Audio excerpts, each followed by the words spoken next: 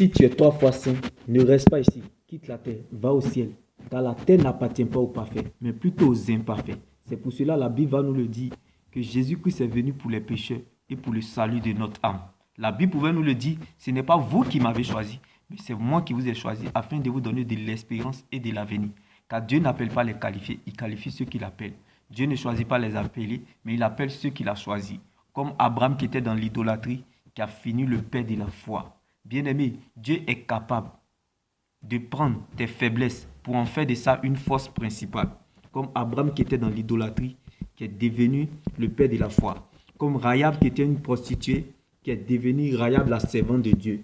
Dieu peut, bien-aimé, prendre tes erreurs pour en faire de ça son plan. J'aimerais annoncer cette bonne nouvelle à quelqu'un en ce jour.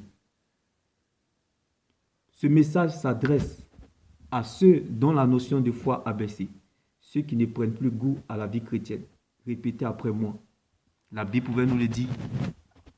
Si nous professons de notre bouche, nous parviendrons au salut. Si nous croyons dans notre cœur, nous parviendrons à sa justice. Seigneur, rappelle-nous dans notre tristesse que ton amour vaut mieux que la vie. Car celui qui pense trop à sa vie ne vit plus pour Dieu. Seigneur, rappelle-nous que ton plan vaut mieux que nos rêves. Bien-aimés dans le Seigneur, il y a encore de l'espoir. Tant que Jésus-Christ vit pour toi, tu es sécurisé non pas parce que tu es le plus fort ou meilleur, mais parce qu'il y a quelqu'un qui est mort à ta place. Jésus-Christ de Nazareth. Depuis que tu es né, tes yeux n'ont jamais vu ni touché ta nuque. C'est comme ça ta vie est sécurisée en Jésus. Parfois tu ressens un grand vide. Ne continue pas à chercher. Va au pied du Seigneur Jésus-Christ. Car parfois tu ne sais pas ce que tu veux. C'est l'Éternel qui te manque. Si tu veux avoir la vie que tu rêves, commence à vivre la vie de celui qui détient cette vie-là. Jésus-Christ de Nazareth. Avant d'aimer Dieu, il faut le connaître d'abord. Quand Dieu veut ranger la vie d'une personne, il met de l'ordre dans la vie de cette personne-là d'abord. Quand le rêve a trop duré, le réveil devient brutal. Soit tu te recouches ou tu te lèves pour le réaliser. Si tu veux avoir ce que tu n'as jamais eu, commence à faire ce que tu n'as jamais fait. Moi, je crois que même si le Seigneur ne t'a encore rien dit, mais je sais que tu dois garder ce qu'il t'a dit. Un jour, tu vivras sans cette situation humiliante. Un jour, tu vivras sans ce péché.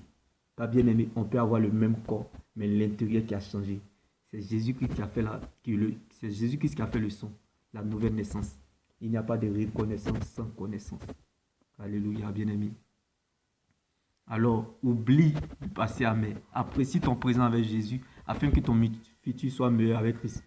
Oublie, considère le passé comme un brouillon. Aujourd'hui est ta version originale, demain sera ta version corrigée.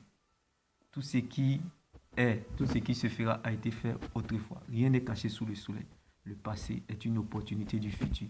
Comme Rahab la prostituée qui est devenue Rahab la servante de Dieu. Si Dieu te veut, il t'aura. Dieu ne veillera pas sur ta parole, mais plutôt sur sa parole pour l'accomplir. Car lorsqu'il t'attend à la tête, il compte sur lui-même pour t'accompagner. Quand Dieu révèle un fait, il va jusqu'au bout de sa délivrance complète. Si tu es tombé, relève-toi champion. Relève-toi championne. Car la course ne s'arrête pas au milieu, mais plutôt à la fin. La fin d'une chose vaut mieux que son commencement. Dieu ne commence jamais quelque chose sans l'achever. Dieu ne fait jamais le contraire de ce qu'il dit. Même si la prophétie commence par le contraire de son accomplissement, sache que la parole de Dieu, c'est la seule prophétie qui ne rate jamais son but. C'est la seule tête sur laquelle nous pouvons nous tenir. En Jean 15, verset 5. T'es béni. Shalom. La royauté ne se vit pas à l'extérieur, mais plutôt à l'intérieur du royaume, dans sa parole. Un réfugié ne peut jamais se retrouver à la royauté. Alléluia. Car Dieu ne se trouve pas à la parole, mais plutôt dans sa parole. Ce que les gens disent est important, mais n'a pas de valeur. Les gens peuvent parler comme Rahab qui était dans la prostitution. Les gens peuvent parler comme Abraham qui était dans l'idolâtrie. Alléluia. Mais il y a une seule parole dont la parole est éternelle, qui accomplit tout ce qu'elle dit. Reste concentré et focalisé ciel. Elle te mettra à l'aise et te fera du bien. Comme Sarai qui est devenue Sarah. Comme Rahab la prostituée qui est devenue Rahab la servante de Dieu. Comme Abraham qui est devenu Abraham. Comme Jacob qui est devenu Israël. Comme Simon qui est devenu Pierre. Et comme Saul de Tarse qui est devenu Paul. Comme Mara qui est devenue Naomi. C'est que ton règne aussi est possible. Que les gens veuillent ou pas. Tu entendras la voix de Dieu. Comme Jacob qui est devenu Israël. Tu entendras la voix de Dieu comme Sarai qui est devenue Sarah. Dieu se révélera à toi, il changera ton identité et il changera ton nom. Quand les hommes sont témoins, c'est fort, mais quand Dieu est témoin, c'est encore plus fort. Pendant que les gens seront en compétition, Dieu sera de ton côté, bien-aimé. Chacun pense qu'il se conduit toujours bien dans la vie, mais c'est le Seigneur qui connaît le fond du cœur. C'est la sincérité qui attire l'attention de Dieu. Dis mes bénis. Shalom, car ce qui arrive est mieux que ça. Ne cherche pas à savoir si les gens sont avec toi. Cherche plutôt à savoir si Dieu est avec toi.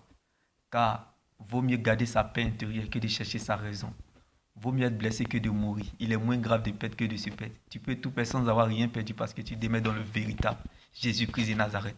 Malgré tout ce que tu as traversé et vécu, comme Rahab dans la prostitution, comme Abraham dans l'idolâtrie, ton Dieu demeure puissant et vivamment à l'œuvre. Car le degré de tes épreuves est proportionnel à la gloire qui t'attend. La grandeur ne surprend pas les grands. Alléluia. Chacun de nous a ses épreuves taillées à sa propre mesure. Dieu ne peut pas te faire porter bagage que tu ne peux pas soulever.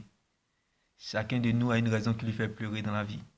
Mais n'oublie surtout pas que la grandeur ne surprend pas les grands. Alléluia. La grandeur ne surprend pas les grands. Le degré de tes épreuves est proportionnel à la gloire qui t'attend. Tes épreuves sont liées à ta grandeur. L'épreuve nourrit la foi et la foi nourrit Dieu. Tu es la preuve de Dieu dans cette épreuve.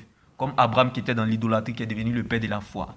Tu es la preuve de Dieu dans cette épreuve. Comme Rahab qui était dans la prostitution qui est devenue Rahab dans la servante de Dieu. Demeure béni. Shalom.